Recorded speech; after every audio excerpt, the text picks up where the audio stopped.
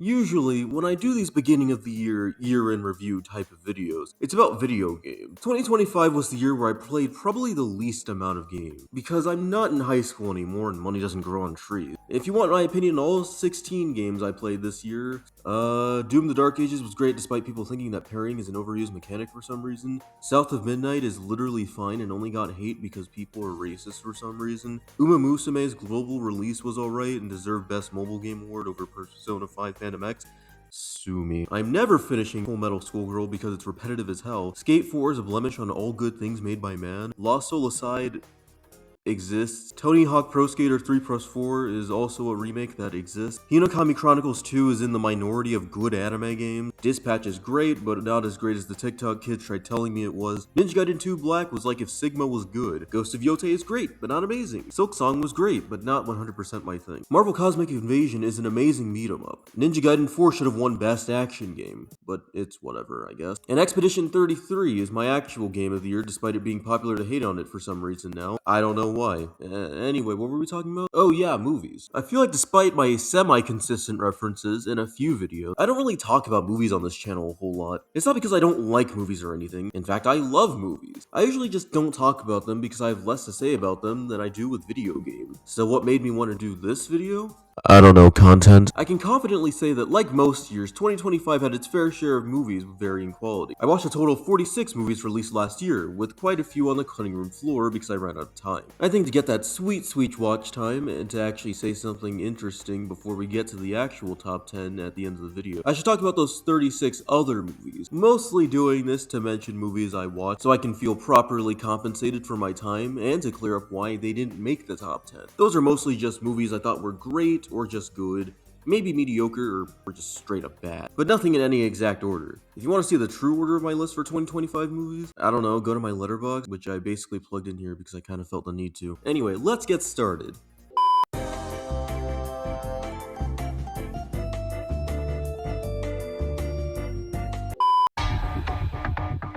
If you've been keeping up with literally any movie discussion in the past 6 months, you've probably heard of the Amazon Prime original War of the Worlds movie. Now, apparently this movie was made during fucking COVID, and considering all the corners that they clearly cut, it makes a lot of sense. I get that it was trying to be like Megan is Missing or Unfriended, and my god is it just as terrible as those, if not worse. Beyond the way the entire alien invasion happens through Microsoft Teams and Zoom calls, along with the fact that it uses actual stock footage and just looks bad, the funniest part about this movie that makes it just such a funny bad movie for me is Ice Cube's performance and all of his reactions. I don't know what it is, but he seems to be both overacting and underacting at the exact same time. It's hard to describe, but it feels like he's overdoing it because it's his job, but it also feels like he's just bored. I've yet to see a movie where Ice Cube plays a serious role correctly. Also, did I mention that this is an Amazon movie, so we have to have a fucking Amazon drone to save the day? All hail Bezos. The Minecraft movie, I'm sorry.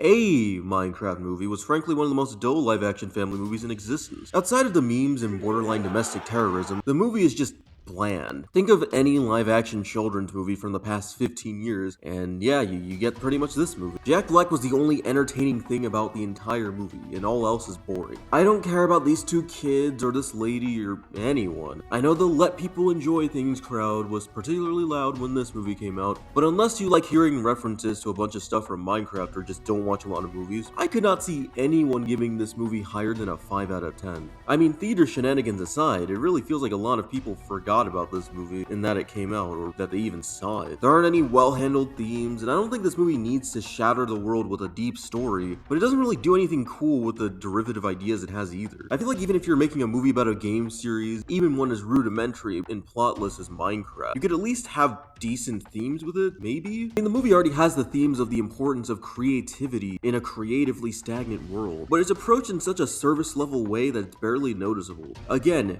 it is a Minecraft movie, but if Sonic 3 is anything to go off of, even a movie for children based on a video game series for that same audience can have simple themes executed in a poignant way that kids can still understand. I don't expect this movie to be thought-provoking or high art, but it honestly feels like a bunch of Instagram reels were compiled into a 100-minute cut and called a movie. I mean, it literally curated a brain rot following, so I won't put it past them if this was the intent. For the sake of killing irony poisoning in any recent adaptive media, I hope that the second movie gets fewer memes and fails because it tries too hard hard to cash in on the shitpost nature of the audience reception from the first movie, now that this one has kind of fizzled out so quickly. Speaking of movies based on video games, Five Nights at Freddy's 2 is even worse. I'm very aware of the weird critic versus fan squabbling between this and the first movie, which was also bad, yet I don't think you can even defend FNAF 2, even if it's just for the fans, because it's just an incompetently written script, and it has arguably the worst movie ending of the year, because besides being a shitty cliffhanger, it's also completely founded on a super contrived conflict between our main characters that feels like a super forced misunderstanding that'll probably be resolved in the third movie in an underwhelming way. Along with the villain of this movie going out of the way to be a complete pansy after giving his Sephiroth speech for 2 minutes.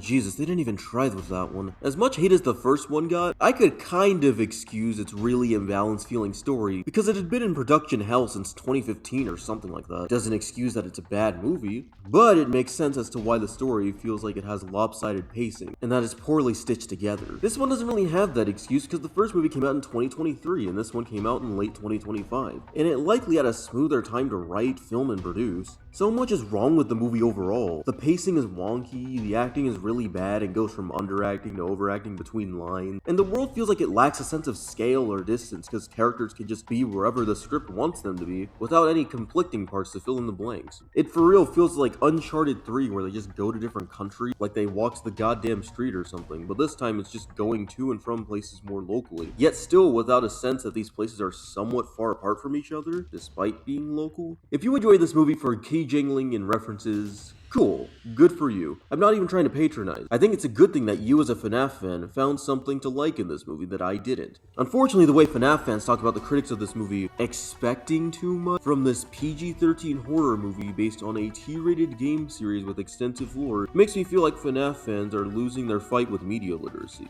I don't even think your movie based on a game has to have a deep story, as mentioned before, but man does this movie squander a simple story. For as much shit as it gets from time to time for having a really thin story and characters, the Illumination Mario movie has a lot more things going for it that make it more enjoyable. It has decent humor, good voice acting, great animation, high stakes action, and all of it is made more enjoyable because it's that, but it's a movie with Mario iconography, despite me thinking the movie is just okay at best. FNAF 2 has some nice designs for the animatronics and all that, but otherwise it pretty much fundamentally fails as a movie in so many different ways. As bad as FNAF was, it didn't make me physically recoil as much as Genndy Tartakovsky's movie Fixed. Now I love Gendy's work, from Samurai Jack to O3 Clone Wars to Dexter's Lab to Primal and all that stuff. However, I simply can't excuse Fixed at all, even with pre-existing biases. It was genuinely one of the most uncomfortable, yet painstakingly boring movies I had ever seen. It's 86 minutes in total, and I was already suffering the first 20 minutes around 12 AM when I was watching it. I get what the movie's trying to say. The main character Bull is getting neutered and learns to not worry about societal expectations for dogs and whatnot, but god, did we have to endure 80 minutes of some of the most unfunny, drawn out, gross out, and sexual humor? I'm not even against either of those types of humor, but this isn't it, man. I guess I can say that the 2D animation looks alright, but I dislike that it's wasted on this. Even if it's technically confirmed to be Gendy's passion project that he's been cooking up since 2008, it's just a really uncomfortable movie, and it doesn't really make up for it in any meaningful ways.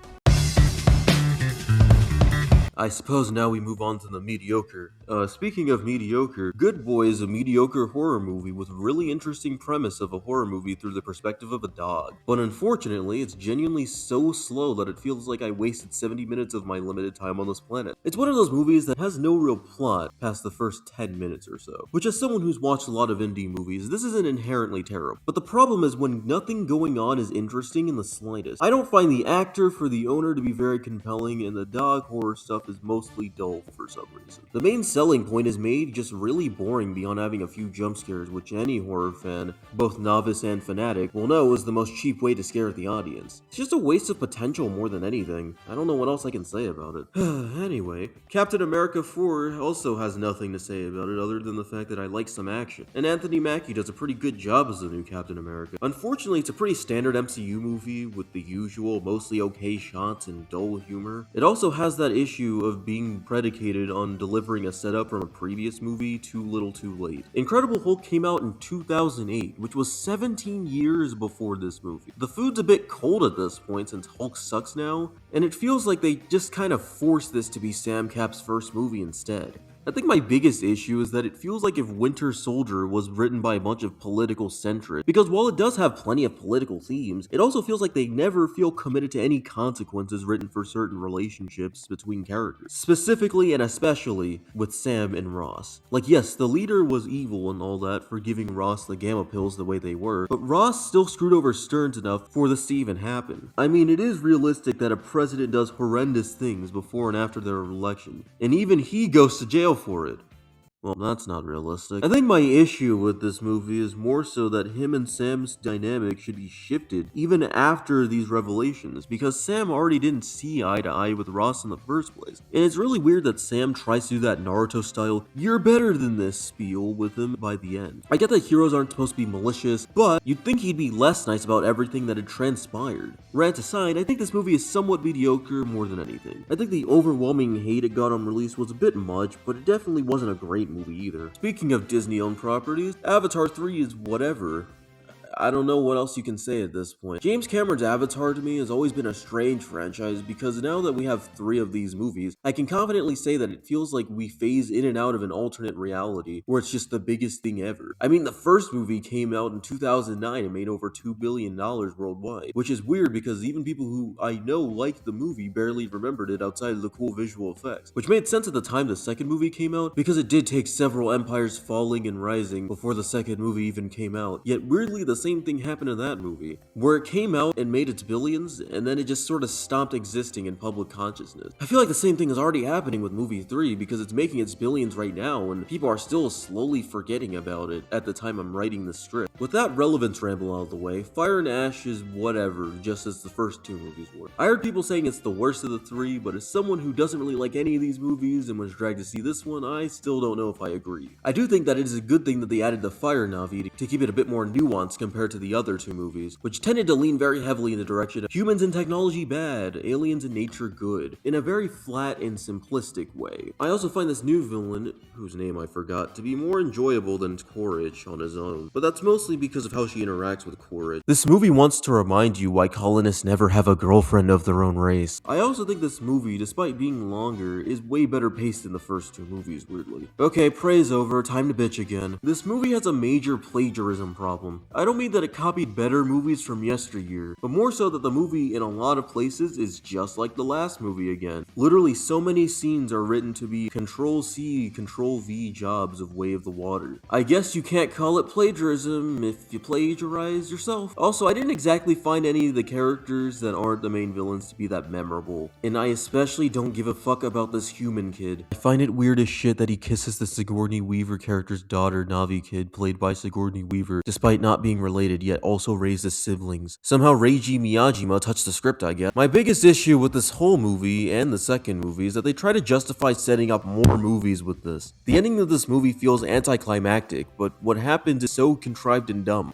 Basically like the last movie, Jake fights Quaritch, but the human kid is here too, I guess. Despite this seeming like an epic climactic battle, they for some reason remembered at the last minute, before killing Quaritch, oh shit, we're supposed to be making sequels, and then they had to find a way to spare him. It already felt dumb in the second movie, but to repeat the same thing here shows me that the series lacks so much potential and villain longevity. I get that he's somewhat of a cornerstone villain of the series now, but for the love of God, just kill him off and provide a new villain at this point. I swear, if they spare him again in the 4th movie, watching these would be more useless. This would be excusable if this was Mario, Sonic, or Crash Bandicoot or something like that, but this movie series is literally pushing 20 years old now. I don't get the thought process of having 5 and potentially more movies planned using the exact same main villain while saving him this often. It just makes it obvious that these movies were a contractual obligation that just bleed into their plots. Besides all that stuff, Avatar 3 is probably a little better than the first movie in my opinion, but worse than 2. These movies are 5 out of 10 collectively, so I don't care.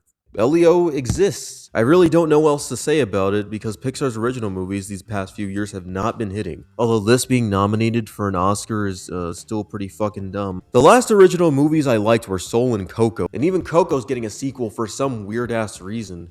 I liked Luca, but it wasn't setting the world on fire. Turning Red was fine, and Elemental exists. So with this track record, I didn't really expect Elio to be all that good. I remember when it was supposed to come out in 2024, but it got delayed because of the writer's strike thing. And you can really sense that in this movie. It has that stench of development hell so bad that you can feel 20 minutes of crucial storytelling were cut. Small rant, but Pixar needs to give up this art style and shoot it in a back alley. I don't hate it as much as some animation fans, but I don't exactly love it either. Every movie with this aesthetic just looks like a shitty Kroger ad. I don't know why they resort to this art style for their original movies now, but it honestly just looks ugly at this point. Like, it's still well animated on a technical level, but it doesn't look that good. Aesthetically, at least. I think the movie's cute and harmless, but it feels really incomplete and very inoffensive. I wouldn't say Pixar's fallen off or that they're dead, but they're definitely in a bit of a slump right now. I legit forgot that Tron Ares came out or that I even watched it until reading the script at 3 a.m. You want to know the true guarantee to box office success? Casting Jared Leto in your leading role in your big budget blockbuster movie. Other than the visuals and action being pretty good, especially in those first 20 minutes or so, along with the soundtrack being absolutely amazing thanks to 9 Inch Nails, this movie is absolute school cafeteria food. The story is boring, I didn't really care about a single character, and I swear to God, the fact that Jared Leto playing a literal AI feels both natural and awkward at the same time is so funny to me. The question I have is, why was this even made when Legacy was already setting up a sequel? Yet it also doesn't follow up on anything from Legacy besides referencing Sam Flynn once. I think this might have actually killed any chance of Tron being successful on the big screen because people saw Legacy in 3D because of the whole 3D boom in 2010. But there wasn't really an incentive with this one, so no one watched it. It's quite sad, but I don't really feel that bad since they did kind of shoot themselves in the foot by casting the sex pest cult leader guy while also having terrible marketing. Finally, we can end the mediocre section with a movie I actually kind of enjoyed parts of, but it's still mediocre. Predator Killer of Killers is basically like if Predator was structured like Love, Death, and Robots, but as a movie instead of a TV show for some reason. I think some fights are visually really cool, especially from the first 2 segments, but man is this movie really style over substance. I won't pretend the first Predator had a really grand, amazing story, but it definitely had a lot more going on than whatever's going on here. It's literally like watching most modern action shonen to me. Yeah, it looks cool and I like the fights, but all the plots are somehow more paper thin than the other movies that already had paper thin plots. Other Predators in the better movies are typically more competent, even when humans catch on to them or outsmart them. But these guys are complete pushovers, especially the one in the dogfight segment. It's not even thrilling or scary anymore, it's just lame. Despite this being the hype and aura moments movie, I just can't get behind how completely castrated the Yautja feel here. I did find the language barrier gag funny when the 3 humans actually came together for their tournament arc moment, I suppose, but I didn't really care what was going on at that point. Maybe this is a hot take since this is one of the more highly rated Predator movies, but I didn't really find that much to like outside of the animation.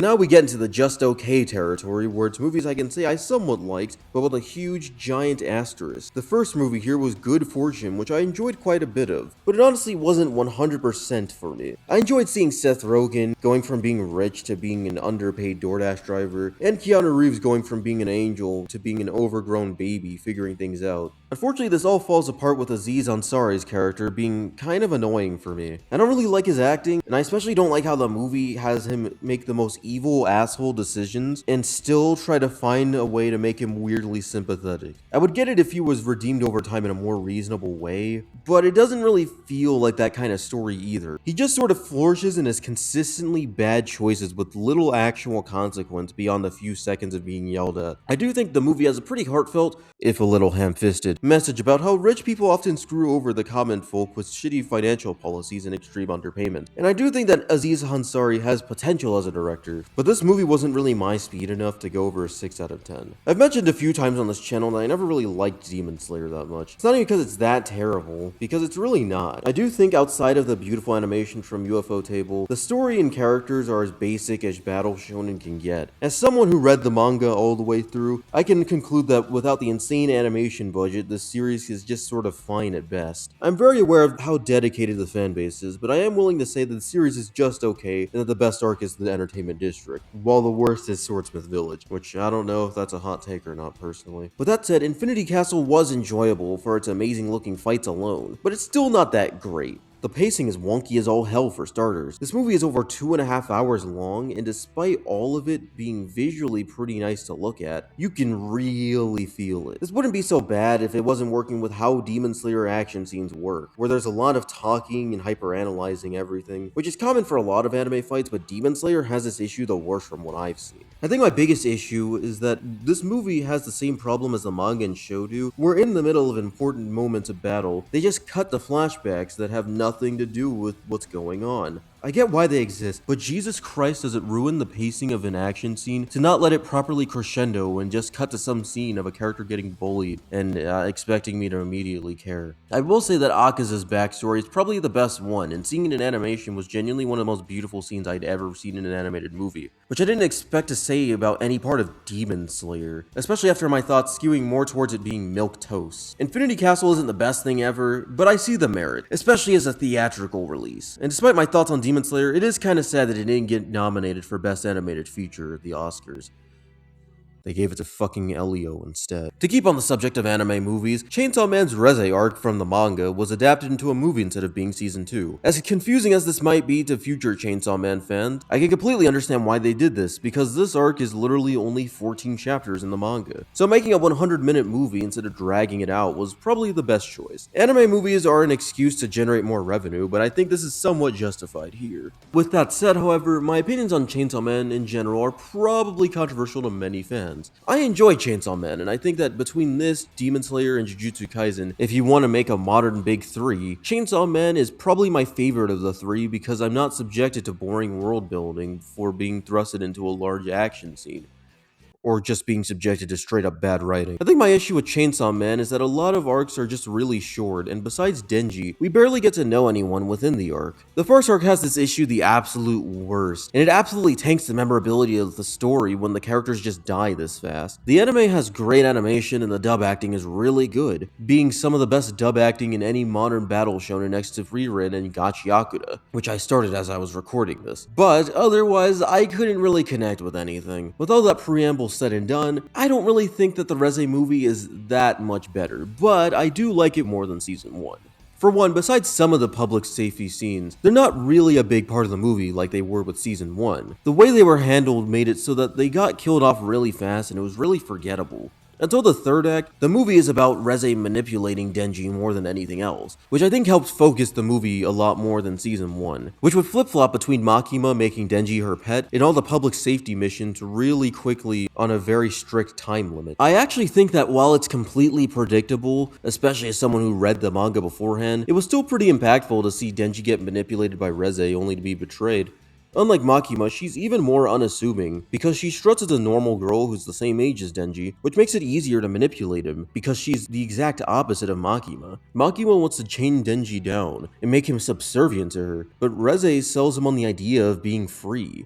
And even if it's because she's tasked to do something wrong to him, there's a small sense that Denji realizes how fucked up being a human pet to Makima is, and that maybe he could be happier if he just ran off with Reze. She predictably betrays him, but even after everything, it really makes him think that he'd be happier and more normal if he ran off with someone he felt happy with, for reasons beyond just having basic necessities like food and water. All this stuff is really good, but it's not that well paced, and I didn't really think it was that well paced in the manga either. I'm glad it's fast and it's not drawn out and boring. It still felt abrupt to go from Reze pretending to like Denji to betraying him. Maybe it's just me, but it felt incredibly fast, and I just thought, wow, we're in the third act already? Again, 14 chapters of manga, but there are still better ways to pace this. Despite having less of a focus on the devil hunters as mentioned earlier, I do think that when they start focusing on them in the third act, I didn't really care. Amazing final sequence, but the character stuff just kinda goes to the wayside like a lot of other shonen movies like this, but I feel like if it had a better first and second act, the big action sequence would have been more narratively warranted.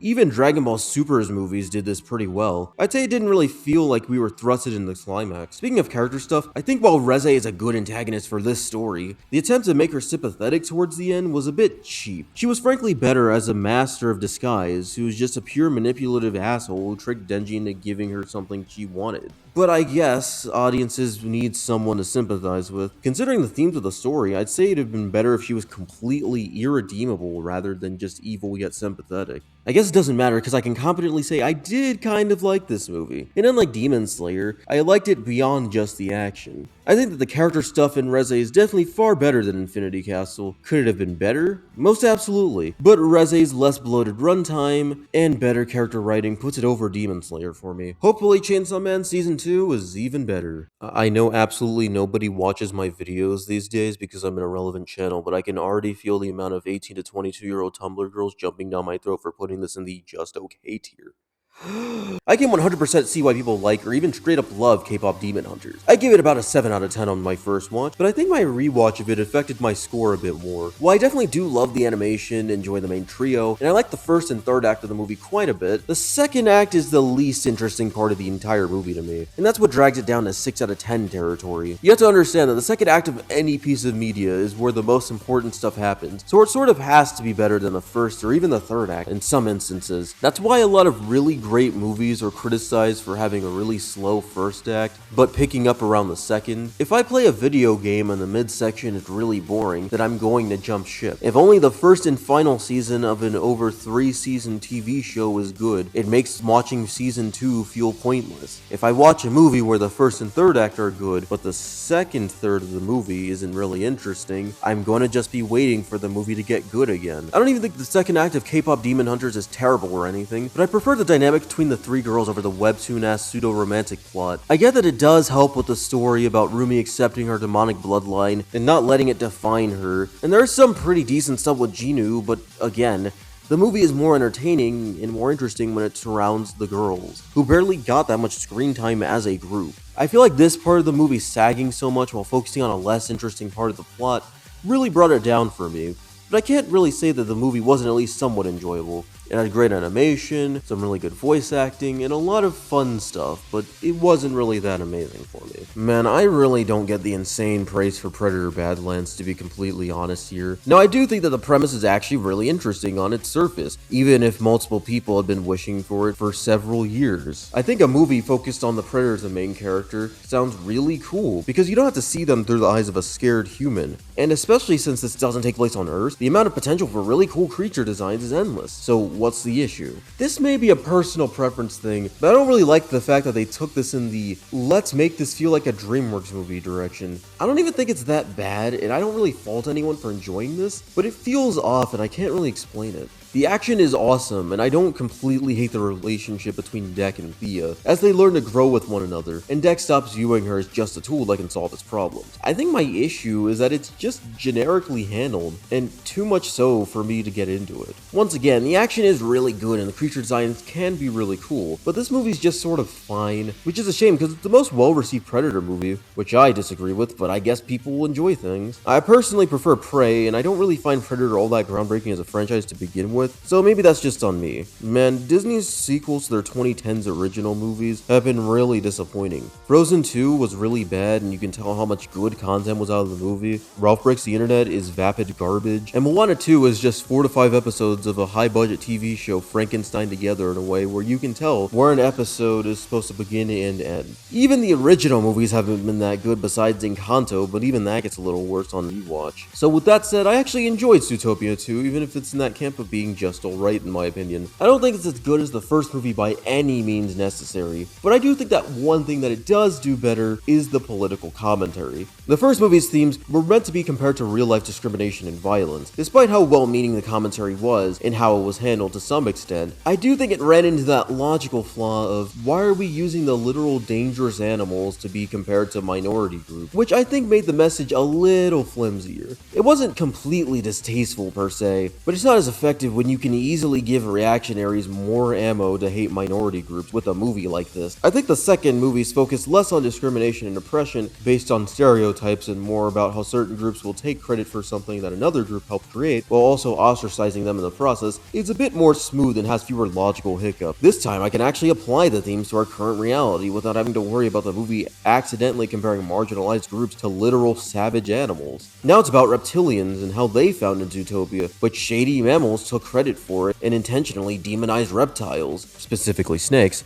and kick them into what's essentially the slums. I also think that the dynamic between Nick and Judy is still really good here, like in the last movie. They're really entertaining to watch, and as much as the strange fan base wants it, I'm perfectly fine with them just being friends. Their chemistry isn't really that romantic in my opinion, it just feels energetically healthy and platonic, which works for the better. As far as issues with the movie, I don't really have too many, but I do think that the snake that we kept seeing in all the trailers was really underused. I know that a lot of people before this movie came out, me included, felt that the snake would probably be very annoying. But he's not in the movie a whole lot. It sounds like a nothing burger criticism, but you have to realize that he's pretty much the crux of this movie's entire plot. Somehow the comedic relief conspiracy theorist Beaver character gets more screen time than the character this movie is about. The snake saying that Judy is his new best friend by the end of this movie feels so unearned because of his lack of screen time, making it feel really hollow, and the only real friendship of this movie that matters is Nick and Judy's anyway. Also, yes, this movie also has a twist villain like the first movie, and while it's not as bad as the first movie, where it literally happens in the last 5 minutes, because Disney for some reason forgot how to make a movie with less action and magic end correctly, it's not a good villain either. I will give him props because I personally didn't really see him coming, despite somewhat thinking that there would probably be a twist villain in this movie anyway. Unfortunately, even if I think he's better than that sheep lady from the first movie, I think he's just really uninteresting. I'd put him over the sheep lady because at least his motivations are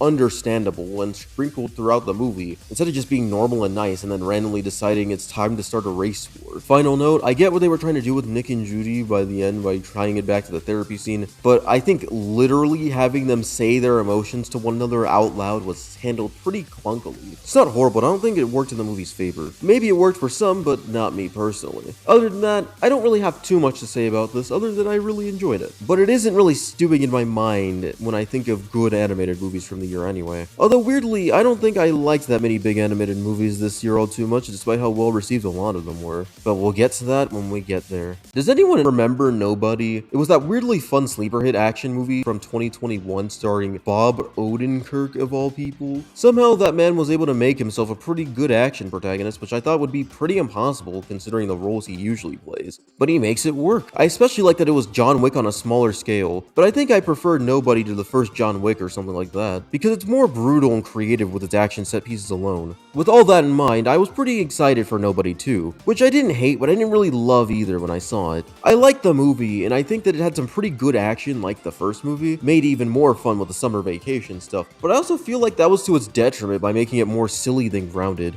It still got some good action, but it feels campier than the brutal first movie, which already has a lot of comedy in it, which was fine at the time. I appreciate its attempts to go more over the top, but it feels incongruent to the tone of the first movie. Also, the Sharon Stone villain lady sucks, but as we all know, she's never really given the best script for these action movies. I didn't really care for the villains of the last movie either, but at least the acting wasn't fucking horrendous. Her acting brings this movie down really hard, and I think the plot of this movie is ultimately less interesting anyway. A lot of summer vacation shenanigans that, again, make it feel more campy than the first movie. And while it's a lot of fun, it's just not as good. It's a cool, breezy, and laid-back dad movie, but it's really disappointing considering how much better the first movie was. I do find it funny that this is the first movie I saw in my 20s now. Anyway, now we're gonna get to genuinely good movies now. Despite being one of the weaker Edgar Wright movies, I quite like the 2025 reboot of The Running Man. I didn't read the original Stephen King novel and have a vague memory of the 80s movie, so this is probably the worst perspective to have on it, but I enjoyed it for what it was. Glenn Powell is really great in the leading role, and even if I don't think Ben Richards is exactly a groundbreaking character in this movie, he's still pretty enjoyable. The performances in general are really good overall, especially Coleman Domingo. I even think that there are some cool action scenes and occasionally cool shots here and there. However, I do think that even with my praise on that, there are some issues. Edgar Wright's movies from Hot Fuzz to Scott Pilgrim to Baby Driver and such, while they are stylistically different movies, have a touch of Edgar Wright's signature style. It's hard to exactly explain, but you can look at these movies and go, yeah, this is an Edgar Wright movie. Running Man occasionally has these moments, but it's insanely infrequent, and the movie overall is a super traditional action blockbuster from beginning to end. It's a fun one, but it's disappointing to see this from Edgar Wright of all directors. One other major flaw with this movie is both how the story handles its cast and the themes. The themes are really beaten over your head, and while I'm not against unsubtle storytelling, I do think that in here it's a little overbearing. Sometimes they even go as far as to have segments where they literally spoon-feed the messaging to the audience, and while it's done in a quirky way, it sort of dilutes the ability to figure this stuff out for yourself in an already unsubtle movie about how the media is distracting people. Maybe this was done fine in the book since that came out decades ago, but it's 2025 now, and I think that especially with the current political climate, most normal people can figure this out for themselves. I also just don't find most of the characters that compelling on a writing level at all. Oftentimes they introduce a character, have them do a mildly important or cool thing to get the plot moving forward, and then the character just dies underdeveloped and fucks off from the movie entirely. They can have some fun scenes, but my lord are they treated like the average character in a 2010s death game anime at best. Also, Ben has a wife and kid that the movie barely lets me care about because the wife is a nothing character. Sadly the case for anyone who isn't Ben. Overall, I'd like the movie quite a bit, and I'd even give it a 7 out of 10. But man, does it have more and more problems the more I think about it. Hey, you remember that DreamWorks Captain Underpants movie that was actually really good but barely talked about? Well, instead of a sequel, we have a movie based on the book series that takes place within the same universe as a sloppily written comic series written by the main two characters of the same universe that came out after the Captain Underpants books ended. Ignoring how convoluted that is, Dogman is pretty good. I can't really judge it as an adaptation like I could for Captain Underpants because when Dogman was coming out, I was sort of aging out of that scholastic kids book demographic, but I still enjoy this movie nonetheless. I think the movie is pretty consistently funny, has a pretty decent voice cast, great animation, and even has a fair amount of good pathos. Petey the Cat is unironically one of the best DreamWorks antagonists in recent memory, although to be fair, the competition isn't that steep barring Death from Puss in Boots 2. He's written to be insanely cartoonishly evil, but the entire Lil Petey plot point is when you realize that he's not just evil to be evil, but he's evil because the world doesn't really reward good behavior, and he's had family members that constantly wrong him. Although the poignancy of this whole arc breaks my immersion because George and Harold were like 6 when they wrote this, and somehow in-universe they wrote a simple yet weirdly nuanced story, but I jest. I will say, while the movie is consistently funny and entertaining, I wouldn't exactly say that it's nearly as good as Captain Underpants. That movie somehow managed to make juvenile humor funny in an animated movie by framing it as something that the kids would find funny, rather than trying to make it funny. Dogman doesn't exactly have the exact same sensibility, sure, but I do think that it going for a more traditionally accepted humor does kind of make the movie less funny. It's still good, but it's not nearly as good as it could have been. Also, I think the climax was a little drawn out, but maybe that's just me. I still think it's a fun movie and worth watching. They did shoot themselves in the foot though by making it a January release, which was fucking stupid. Keeping on the subject of DreamWorks, The Bad Guys 2 was pretty damn good and better than the first movie in my opinion. I don't really care for any of the non-verbal comedy in this series because it borders on weird juvenile and borderline fetishistic humor for my taste, but the comedy that's not focused on farting is pretty well timed. I think the characters bounce off each other really well,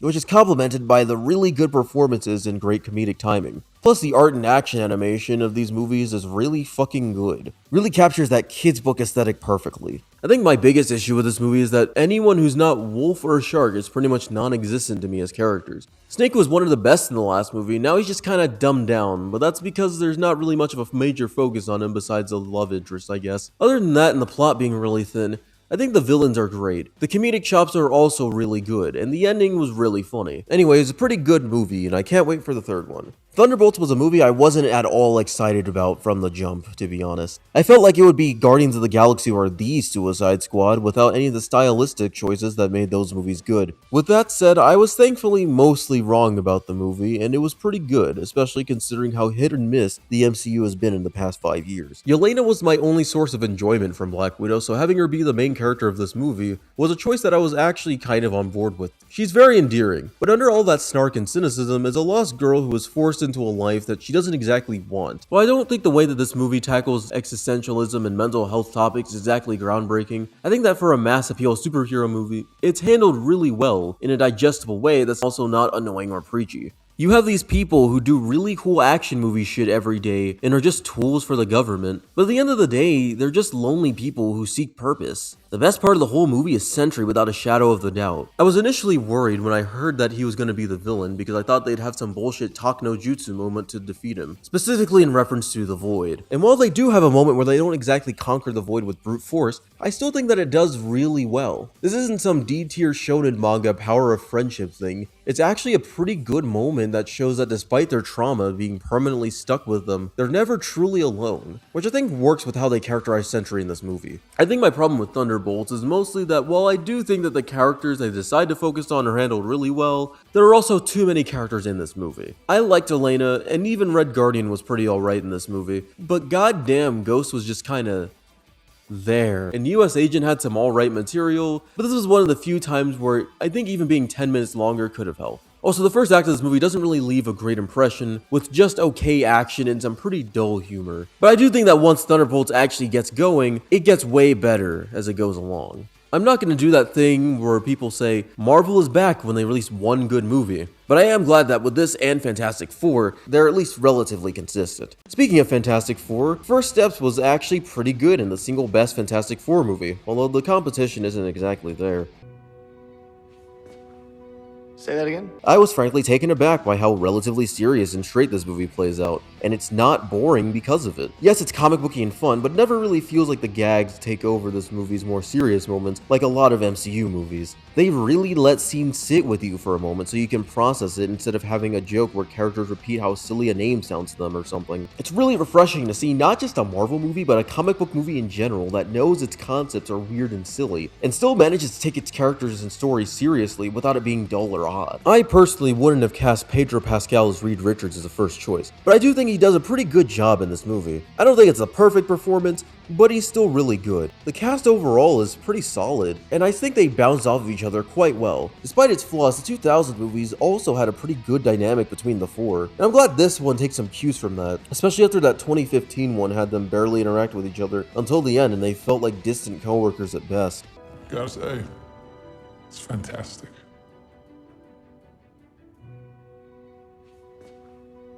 I think the best part of the movie is pretty much any time Galactus is on screen. Voiced by Sid. Galactus isn't really much of a character and more of a weather event in general, so I'd say he's fairly accurate and looks the part.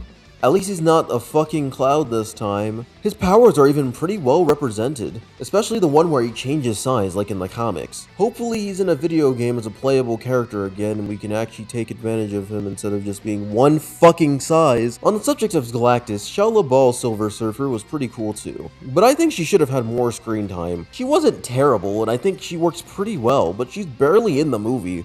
We see her backstory and why she does what she does, but it comes so late in the movie and she just pisses off after that one scene, until the end where she sacrifices herself, which was a little underwhelming, but it's whatever. Also, this movie was very Sue-centric, which I think was a great idea, because especially by the 90s, Invisible Woman has been a very prominent character in the comics. I think the focus on Sue is great.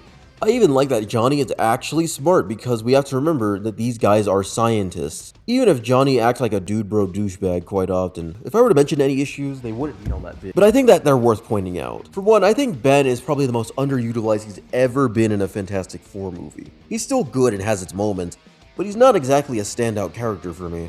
I also think that this movie's cinematography and action, while good, feels weirdly subdued. It's hard to properly articulate or delineate any of it, but I think that it could have been so much better if it popped a little more. Otherwise, I think that this movie is pretty good and enjoyable for what it is, and thank God I've lived long enough to see an actually good Fantastic Four movie. With that said, I still don't expect Doomsday to be all that good. Warfare is a good movie that I don't really have all that much to say, to be completely honest, and I think it's perfectly fine considering how long we are in this video. However, I still felt a shit ton of dread and fear watching these soldiers get deployed and lose their men and their sanity one by one. It's a really unsettling, deeply harrowing movie based on true events. There's no real plot or goal because there doesn't really have to be in a movie like this, but it's still a good watch. It's sad and miserable, and while I don't like the pacing, the intended purpose is carried off pretty well. Moving away from war and misery, Companion is a movie that asks and answers the valid question of what would happen if a guy that watches Andrew Tate and jacks off all day had access to a sex bot and used it to commit crime. Companion is a movie we honestly need right now, especially with the strange uptake in incel men that complain that they don't have dates, but realistically would probably do something like this if they did. I think Iris' journey of attaining free will and bodily autonomy is great, because it's initially somewhat framed as evil until the movie unravels how truly fucked up Josh here is. It's framed in a non-linear way, where the beginning scene seems like something real, but even from the beginning it has a weird Madoka Magica style dreamlike feel to it, where you can tell that by how empty the environment is,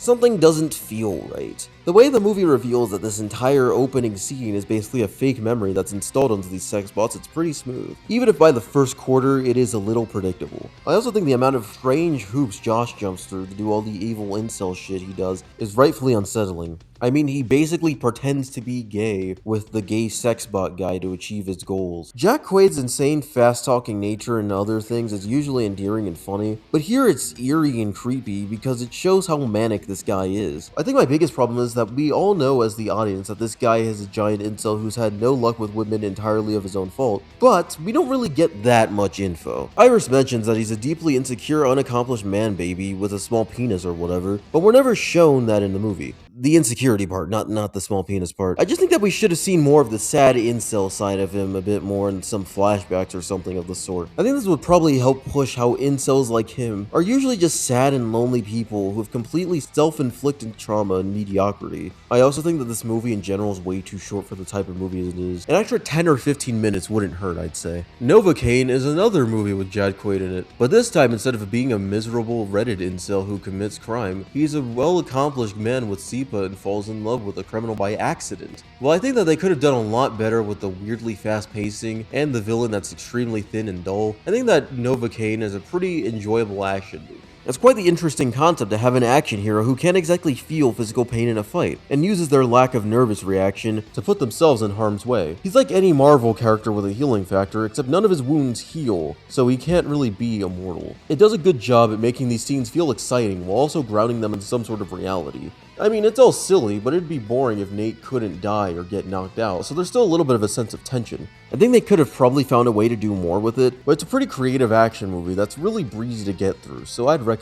Ballerina is a financially volatile spin-off to John Wick in the John Wick universe, and it's pretty good. I never watched that Continental show that came out a few years ago, so I can't judge it off of any of these spin-offs as a whole, if they're all that great. But Ballerina is pretty fun. I like that Eve actually has distinct set pieces compared to John, like a scene where she only uses grenades, or the flamethrower segment, even if that goes on a bit too long for my liking. This movie gets really fun as soon as she gets to the village, which really reminded me and other people of Resident Evil 4 and 8 of all things. I think my biggest problem with the movie is that despite some of the set pieces being more creative action-wise, Eve fights so similarly to John for my liking, and it takes me out of the movie. I think that they should have taken more time to make their fighting styles look about as distinct as possible. But I guess that takes too much effort. Speaking of John though, I don't like how he's handled here, that he's even here to begin with. I get that he's here to warn Eve that this stuff is more dangerous than she thinks, but honestly, you could have had anyone fill in for this. It just feels like it was there so that people could start soying out over it. Other than that, I think it's a pretty fun watch, although it's definitely the weakest in this franchise. We're officially out of the 7 out of 10 category, now we get to the 8 out of 10s that I genuinely love. Starting with If I Had Legs I'd Kick You.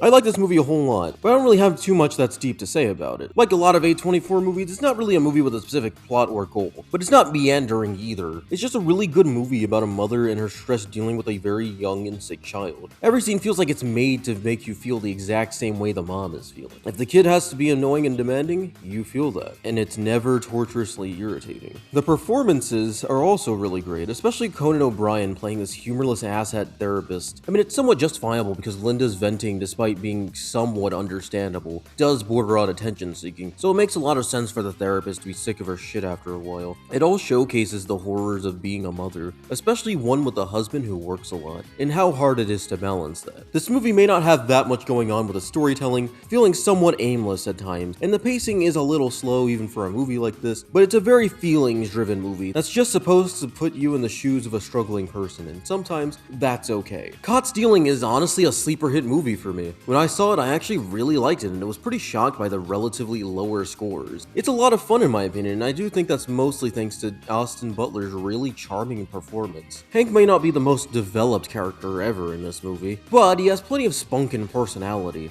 along with being pretty flawed. I think my favorite performance was from Regina King, because she's such a great antagonistic force to Hank, and has loads of vicious charisma. The way this movie is shot is also really fucking good. I think that mixed with the movie's tone, it's spot on, along with the fact that the action is really well done. It's fast, it's snappy, but it never feels like it's trying too hard. It's all done really well, I'll say.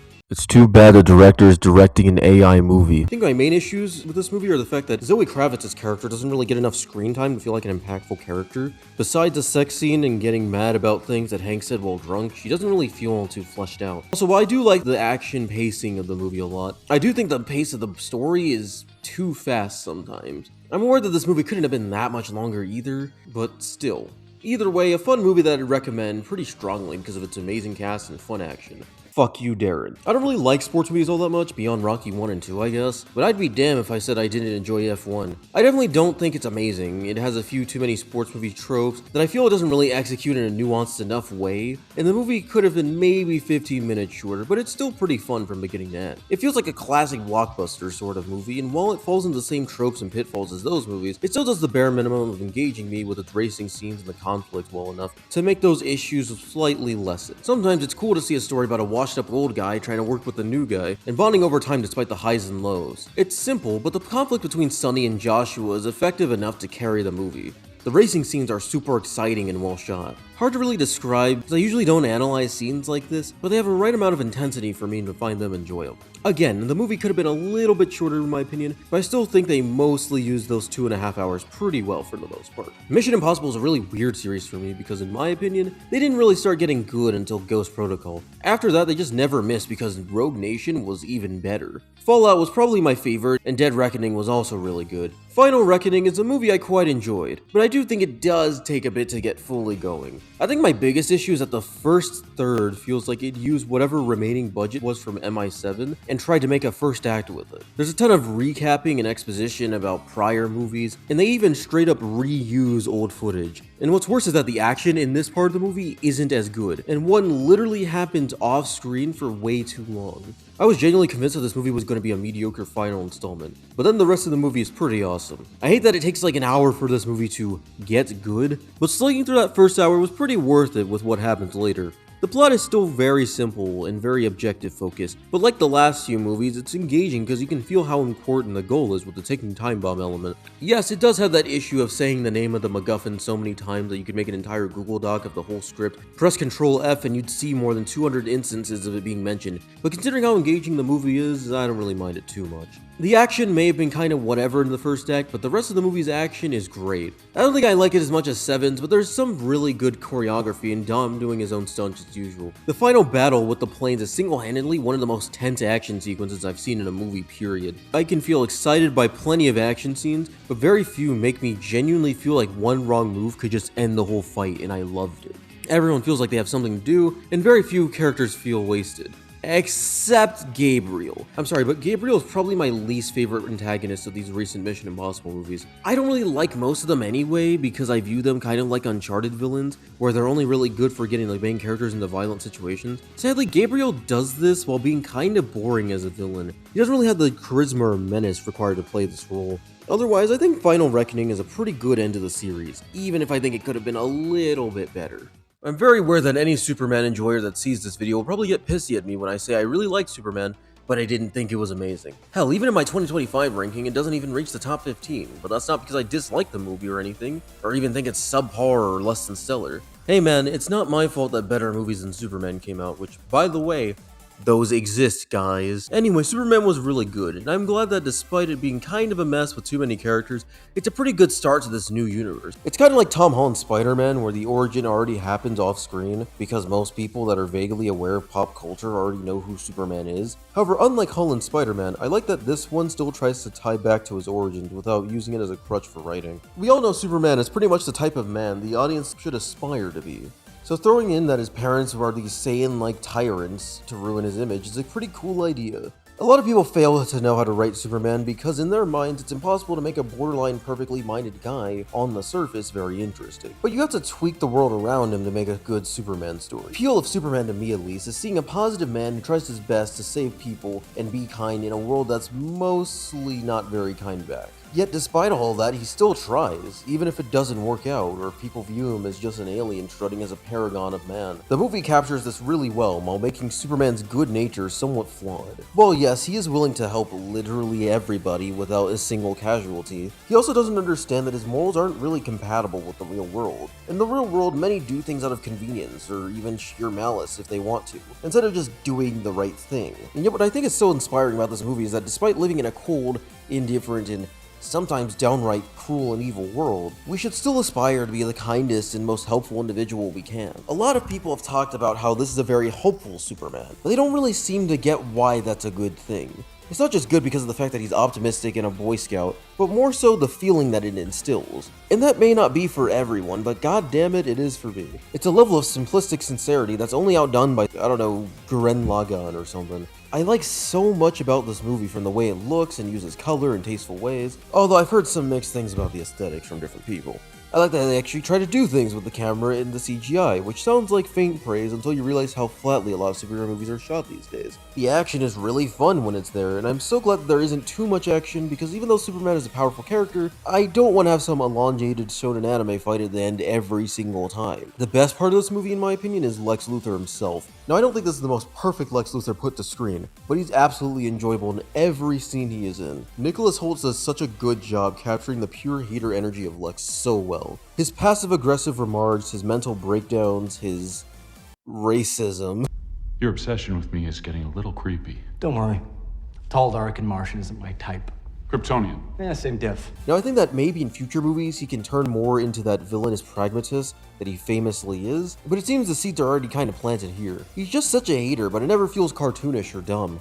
Despite me thinking Superman is pretty solid overall, I still have quite a few problems with it. I think that, quite frankly, it has way too many characters, and while I don't dislike any of them at all, especially with Mr. Terrific being my favorite of the three and the Justice Gang, I feel like at times they can detract from this being the first Superman movie in a new universe. I get what James Gunn was trying to do with them, which was to not make them so overbearing that it feels like a team-up story akin to Guardians or Peacemaker, and make it feel more like those times when a random hero would show up for an issue in some other character's solo comic. But I also think the crew weirdly gets too much focused, yet feel underdeveloped at the same time. Especially Hawkgirl, man. Hawkgirl's probably the one with the absolute least to do. But hey, at least she kills not Netanyahu in this, so it's whatever. I also feel like them cutting out the day of the week title cards from the movie during production was a mistake. See, originally there were going to be these transitional cards to represent a different day of the week, to be more true to the days in the life of Superman type of approach. They still use this approach, but without the transitions. So it just felt like the movie awkwardly cuts to black and then into a new season. It's not horrible, but it would have been better with those transitions. I think my biggest issue in the movie is that it's so focused on Superman and not Clark Kent. I get that this is a Superman movie, but like any other piece of media, the human life part matters too. In every Spider-Man movie, we get some insight on Peter's life. I get that Superman is a case where the human part is a disguise and not the other way around, but I think it helps us understand his relationships with the human characters a lot better. Jimmy Olsen is literally supposed to be Clark's best friend, but you wouldn't know that if you just watched this movie because they barely interact at all. And when they do, it's honestly quite normal. Because the only one with any actual chemistry with Clark or Superman is Lois Lane. I get that should be the easy part, but at the same time, I wanted a bit more with the planet than the heroes. With all that said, however, I still really enjoyed James Gunn's Superman, despite all of my issues with it.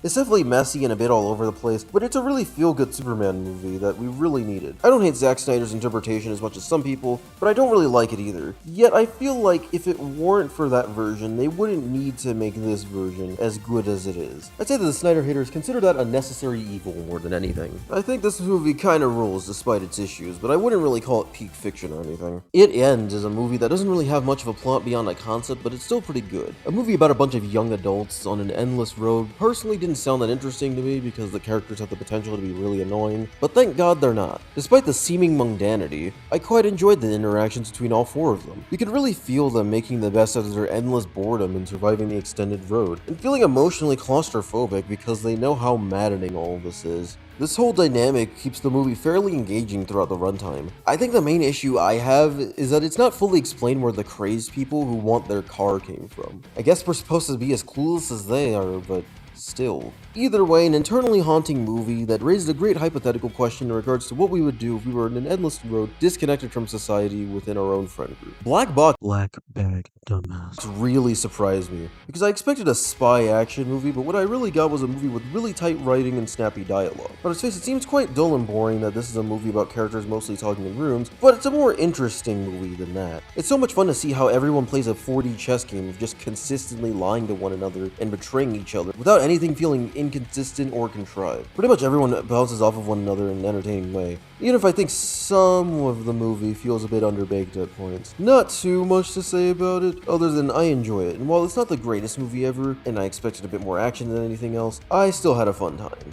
Begonia is good, but I don't know why it was nominated for Best Picture, to be honest. I mean, that and F1. I enjoyed the movie for what it was, but I also thought the pacing was a bit strange here and there, which kept it from being amazing. With that said, however, I still liked a lot of this movie. I love how Emma Stone's character is trying really hard to pretend to be human, while also being an alien that these two men had conspiracy theories about. It doesn't feel like some pretentious movie that tries really hard to get you to believe in some conspiracy theory, and more of a hit piece against conspiracy theorists. It dares to ask, if these conspiracy theorists were to be right, what would these theorists even do about it? Which I think is the most important thing that highlights how inherently nonsensical it is to have these theories about things like the Earth being flat or aliens existing to take over. Despite the men being right about the alien invasion, they aren't good people, and we're still pretty horrible people who just listen to a bunch of random podcasts and sit in online echo chambers. Jesse Plemons does a great job at playing the conspiracy theorist that manipulates his cousin into believing all this same crazy shit as him. And you feel bad for his cousin, because he's really just following his very bad role model. Otherwise, I don't really have too much to say other than I like the movie, but in some areas it could have been a little shorter. Roofman is a wild movie throughout because I personally didn't do any research on it, but I don't 100% doubt that a man was able to live in a Toys R Us for months. What can I say? Crazier things have happened since 2004. Anyway, Roofman is really good, and while I don't know if this movie is 100% accurate, it does work for a movie. Seeing how Jeff got away with escaping jail after being there for polite armed robbery and was able to live a whole new life for a while was really fun and interesting. This is not a good man, but realistically, if he could start over without lying to his new lady that he had a relationship with, he'd have a really good life. The real monkey wrench in that whole thing is that he had to leave the country and start a new life. It's a very complicated situation where he has to choose between leaving his new life that he made for himself with a woman he loves and children that he formed a genuine familial connection with, but he also has to start over again with a whole new identity. I won't spoil what happens at the end because you can read the true story for yourself or watch this movie, but it's really engaging to see him make this decision. Any issue I have with this movie is as simple as some scenes being a bit of a drag, but otherwise, I don't really have that many notable issues, and would totally recommend it. You know, sometimes YouTubers can actually make a good movie. Bring Her Back is another pretty solid A24 movie, but it has an actual plot. While I do think it is pretty predictable as to what will happen, Bring Her Back is a very good movie about grief and loss and how people deal with those things. Specifically, this movie is about how people try to deal with it by essentially just trying to fill the void left in their heart in a way that's dangerous and hurts others. I don't want to say too much about this beyond the fact that it's a well shot, well acted, and damn eerie movie. I don't think the characters were that interesting besides the foster mom lady, but they did get the plot going in ways that worked pretty well. I'd highly recommend it. Finally, we've gotten to the top 10 at this point. I'm gonna probably try to speedrun this faster than the last segment. This is pretty much where I rank every movie I talk about from here on out in order. Obviously, this is a personal list, so if you don't agree with me, I don't know, shoot me. Number 10 for me is Sisu, Road to Revenge. I watched the first film quite recently, and by that, I mean roughly a week before the sequel came out. I thought it was a really fun and creative action movie with a badass silent type protagonist. However, the sequel is frankly even fucking crazier than the first movie wishes it was. There is so much ridiculous shit happening in these scenes on a minute-to-minute basis, but it never feels like it ever goes overboard. Yeah, the plot and villains aren't exactly the most complex, like a lot of these movies, but it's meant to keep you engaged more than to be thoughtful, which I think for a movie like this is fine. It also helps that this movie is pretty short, so unlike say John Wick 4, which I still really liked by the way, it doesn't really have any pacing issues and is a pretty breezy watch. Number 9 is Naked Gun. I first watched the original Naked Gun trilogy with my family back during COVID times because I guess I was just bored, and I'm a pretty big fan of the series. 3 is the weakest, but even that has some pretty iconic gags that were still really funny. This legacy sequel starring Liam Neeson, this time as Frank Drebin's son, is probably my new favorite of the series over the first one. I don't really like that many pure comedies these days, but this has to be the funniest recent comedy I've seen in years. The jokes are so rapid fire that if even one doesn't land, there'll be another 5 that'll land the next second. It reminds me of the first few seasons of Archer in that regard. It's not just the verbal comedy either, because the physical comedy is even funnier. It basically is just unapologetically a live-action cartoon, yet weirdly has enough restraint to not be too stupid. Yes, even with the magical snowman polyamory joke. This is the most sincere comedy I've seen in years, because it doesn't feel like it's coated in the cynicism and irony that a lot of modern live-action comedy has been for a long time, and it's genuinely funny. Like Sisu 2, it's short, and you could 100% watch watch this movie without a hassle. Number 8 is The Long Walk, which I honestly thought was pretty uninteresting in concept. Then I watched it and I really enjoyed it. It's absolutely harrowing as soon as the first walker dies. Seeing these men go from enthusiastic about it to becoming tired yet afraid that if they waver for even a moment they'll die is so gripping. It makes you wonder what would actually happen if a human being were to just walk for several miles without taking in basic needs for survival. My favorite part about this movie is that it asks, if you were able to do something strenuously for days with the reward being anything you want in the world, would you do it? But it never really has the characters ask for something like, I don't know, $1 million at the end. That's mainly because this whole game is so fucked and completely changes the goals of our main characters, especially after having watched several of them die brutally. I think my only issue with the movie is that it's a little too long in some areas, but I guess that's fine because no scene feels truly pointless. I can't state the obvious enough. If you haven't watched this movie, you absolutely should. It's the better of the two notable Stephen King adaptations from this year anyway. Number 7 for me was Weapons. I feel like I'm in the minority of people who think that Weapons was a genuinely pretty amazing movie. It's a horror movie with a non-linear plot, and while you could easily fuck this part up pretty bad, it actually works quite well here. It does have a hint of something like the dual campaigns in a game or something like that, but I think it works well here because it's really well paced. No segment feels too long or too short. If a segment is short, it's because it's retreading similar ground with a different character, and they don't want it to be too repetitive, which I love. I'll also say that the antagonist of this movie is pretty fucked up and sadistic enough for the movie this is, and I love her. Amy Madigan is genuinely chewing the scenery in her role. Also, her death is really funny. I don't really have too many issues with the movie, besides the fact that on first viewing, I didn't really get what the movie was trying to say with the stick-breaking mind control trauma and stuff. But on second viewing, I thought it was better knowing everything that happens. With that said, I highly recommend this one to any horror fans. Number 6 is No Other Choice. Park Chan-wook also directed 2003's Oldboy, which is an absolutely amazing movie. So when I heard about this movie, I knew that I was going to be entertained. If it wasn't for the 5 other picks on this list, I would have had this in the top 5 movies of this year, but it's still absolutely amazing anyway. A movie about an unemployed guy literally plotting to kill his competition is weirdly kind of relevant in today's world with how hard jobs are to come by these days. Seeing a man go from a loyal worker doing the best for his family to literally doing anything to be qualified is sadistic, yet you also feel bad because in reality, trying to maintain any job security in a capitalistic society is hard. Now in real life, obviously don't go out there killing people to get a job, but Mansu's goal is completely understandable. He has a family and a life to maintain, but the lengths he has to go are more than a bit concerning. I think honestly, you guys should just watch this movie for yourselves. I think I prefer Oldboy, but this movie shows that Chan-wook is a pretty great director. Number 5 is Neja 2. I only watched the first movie at the end of 2025 and I thought it was alright. I think it has heart and the fights are really fucking good. I even like the English dub, minus the few times it goes out of sync because it's easier to dub over 2D animation than 3D, but whatever. Unfortunately, I didn't really find the characters all that interesting. And while I do think that it's a heartfelt movie, I also feel like it's a pretty standard movie in that regard. Also, the villains are kinda whatever in this movie.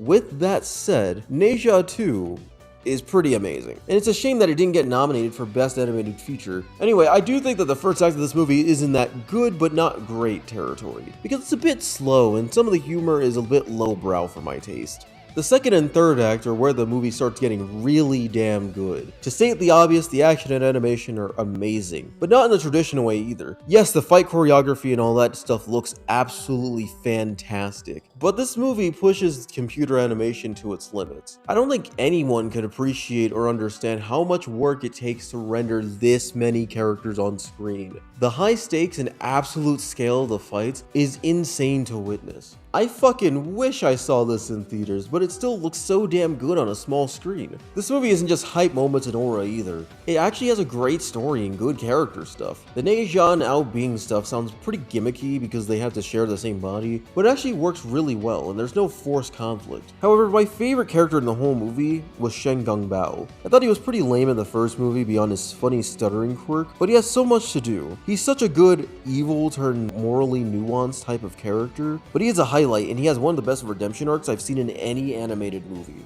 Even the actual villain that's a twist villain isn't super obtuse or smugly written. There's actually good build-up and foreshadowing. Disney could never. Anyway, please for the love of God, watch Neja 2 in whatever way you can. I say go for the Chinese dub over the English one because the whole lip syncing thing, but the English dub is pretty good too despite all that. Number 4 for me is Sentimental Value. I don't really want to talk about this movie too much, not because it's bad, God no. It's mostly just because I don't want to ruin this movie for anyone. All I have to say is that these are some of the best performances I've seen all year. Hard to describe perfectly, but the acting feels so nuanced from the facial expressions to the vocal intonations, and while while me describing this doesn't sound like much, actually watching this movie will make you understand what I mean. It helps that with a story about two sisters trying to rekindle their relationship with their estranged dad, who's also a director, that wanted to make a movie about his own life and his relationship with them. It's a movie about how art not only imitates life, but how it portrays it. God, I want to say more, but I think the two people watching this video right now need to watch this movie. It's just that good. I cannot spoil it. Number 3 is Marty Supreme. Now, when the Safdie brothers split over some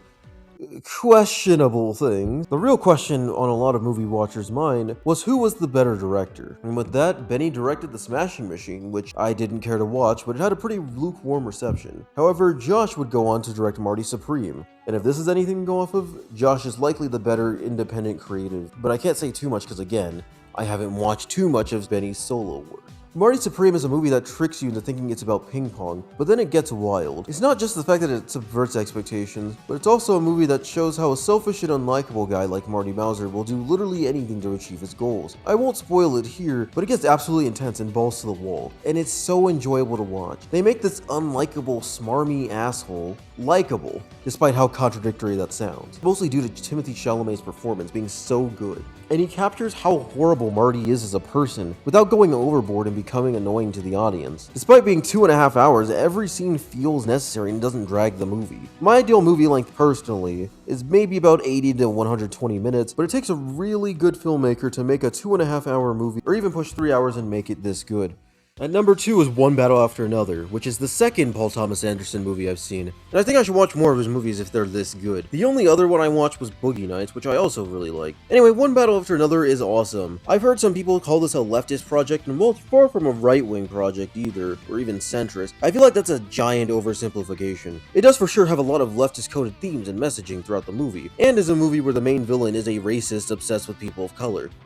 Which tends to be a lot of people these days. However, I do appreciate it for also allowing the injustice-opposing freedom fighters group to also be quite flawed. The main conflict is literally the cause of this, with Tiana Taylor's character cheating on her boyfriend with the racist white nationalist villain played by Sean Penn, and having a child with him. Also, my god, is Lockjaw an excellent villain, by the way. He is a brutally accurate representation of an oppressor that wants to hide the fact that he's secretly infatuated with the ones he's oppressing by spreading even more hate towards them, and even allowing them to work in cahoots with him. He even tries to kill his illegitimate daughter that ends up not being Bob's anyway, which was super obvious from the start, but it's fine. Speaking of Bob, Leonardo DiCaprio does a pretty great job, and he's such an entertaining protagonist throughout the entire movie. I really like how he goes from a really scrappy freedom fighter to being this washed up middle-aged dad that maintains that bit of scrappiness. I also like how him adjusting to a lot of modern concept is actually really funny instead of really unfunny and forced. His dialogue in general is really snappy and fun, because it's rooted in his bad memory of things that he already knew in the past. Also, his relationship with Willa is probably one of my favorite parts of the movie,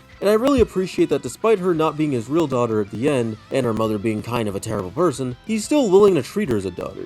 I think this is probably the objective best movie of the year. However, I personally enjoyed one movie way more than it, and then that number 1 movie for me is Sinners. It takes a while to fully get started, but that's mainly because the movie spends a lot of time with world building. I know this isn't to everyone's taste, but I think it's a great part about the first act of the movie. However, by Act 2, the movie really starts getting going, and I enjoyed every part of it. It's not just a well-shot movie where they kill vampires in dumb ways. It's also a movie about the impact of culture. They could have gone the easier route and made it where the white villain is racist or something, but they don't. Racial themes do play a part, but it's a movie more so about culture than race, like the relationship between the Black Americans and the systems of religion, or how much you can assimilate into your culture without the culture eventually cannibalizing itself and becoming a hive mind of people who obsess over it to make it who they are in negative ways. They could have done a white racist guy and that's bad type of message, but they don't do that, and I like that. Also, credit to all the actors' performances, especially Michael B. Jordan as both Smoke and Snack. Despite being played by the same guy, he has the range to make them feel different enough to where I wasn't wondering who was who. Besides him, everyone else also did a great job. The movie shot amazingly with some great scenes, and the action is amazing without feeling schlocky or dumb. I just really like this movie. And whether you agree or not that it should have gotten 16 nominations, it's still a great movie and the impact was unavoidable when it came out. And even now, several months later, it still gets re-released in theaters pretty consistently and people go see it again. No matter what your favorite 2025 movie was, it's still a good thing that you found enjoyment in the first place. And that's all that matters. Anyway, I'm going to fucking bed.